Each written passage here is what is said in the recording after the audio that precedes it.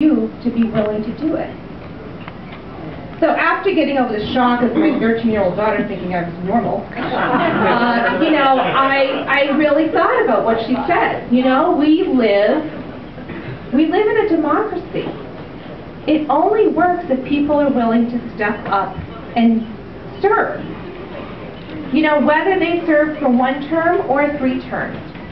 Whatever that is, we all, I think, should be taking our term and participating in some way. And so just you being here tonight, you're participating.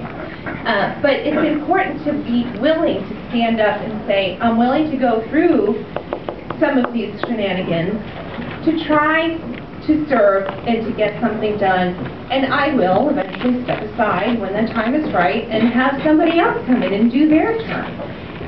So that's why I ran. I didn't run because I want to be a politician. I really don't want to be a politician. I don't really see myself as a politician, and I'm not really good at being a politician. I'm not good at playing games.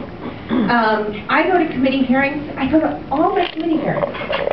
You know, the people who are politicians, they don't go to their committee hearings because they're busy politicking. You know, I sit there and take notes, and I ask questions, and I do research, and I do all the nerdy stuff, because that's the part I like. So I'm on the Education Committee. I'm the only freshman member on that committee. I'm on the Public Utilities, Telecommunications, and Energy Committee, and again, the only freshman member on that committee. And so that's, to me, an honor, because they're very dense committees. They have a lot of subject matter. And, you know, I enjoyed it immensely. That's my favorite part of the job, really, is the committee work. I really like reading legislation, researching legislation, asking people questions, trying to get to the root of issues in the hearings. I really like that part of the job. And so I've enjoyed working on the education reform bill we did this year, or last year, I should say. The nutrition bill, we worked on that. The anti-bullying bill, I worked a little bit on that. And into the future, looking at ways of, you know, helping towns regionalize their school districts if they choose to do that, making it more transparent. I worked on and wrote a big section of a public accountability for public utility companies after the ice storm we had in 2008. I was a rep-elect at that time. We saw, especially in Lunenburg, gaping holes in how we hold public utilities accountable. Gaping holes that was not serving the public, and certainly was not, I believe, a safe environment. So one of the first things I did, and why I asked to be on the Public Utility Committee, was to be able to address those issues. Because I didn't want Lunenburg or any other town to be put in that position again. So those are some of the things I've worked on. And, you know, I am here because I think this is important. And I know, I talked to my colleagues, you know, briefly, you know, in the chamber last week, and I said, oh yeah, I'm doing a public forum Monday night. It's a Tea Party thing, and they're like, what? You're doing a Tea Party forum? I said, why not? Why not? You know, people want to learn. And this is democracy. This is how it works. And, you know, for so long, and when I was on the school committee, for so many meetings, we'd say, people aren't interested. They don't come to the meetings. They're not asking questions, you know. I'm happy that you are energized and you are activists and you want to be heard and ask questions, and I think that's great. So I'm very happy to be here, and I will open it up for questions so that we can do that. Yes, one question. How much is in the current budget to support illegal immigrants? And what's your position on that? Absolutely.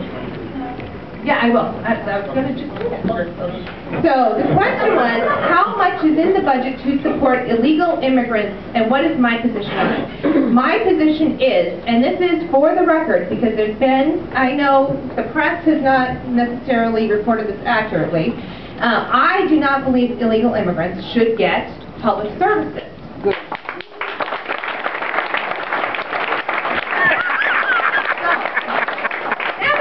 cleared that up, and thank you for the question. There are a few things going on.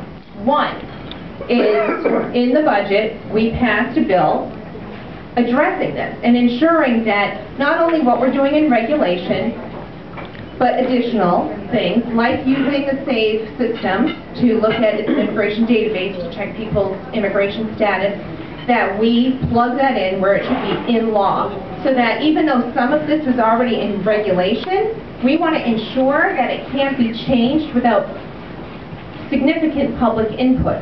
Because if it's in regulation, the administration can change it without having to go through a very public process. This way, it's in law, so it can't be changed. And in law, it states illegal immigrants cannot get in-state tuition. Illegal immigrants cannot get housing unless there is a citizen in the family, and that is by federal mandate.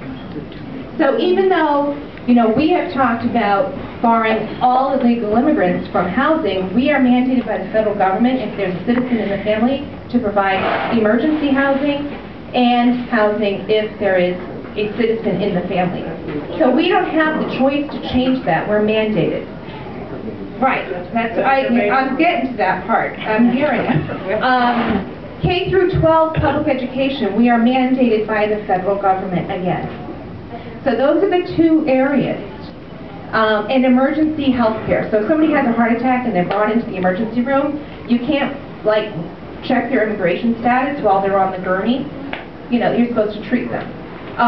You know, and rather than dumping them out and having them die on the curb, which, you know, I've gotten some emails from people who say we should do that. But those are the areas where what we really can't touch as a state. So I saw you nodding, shaking your head.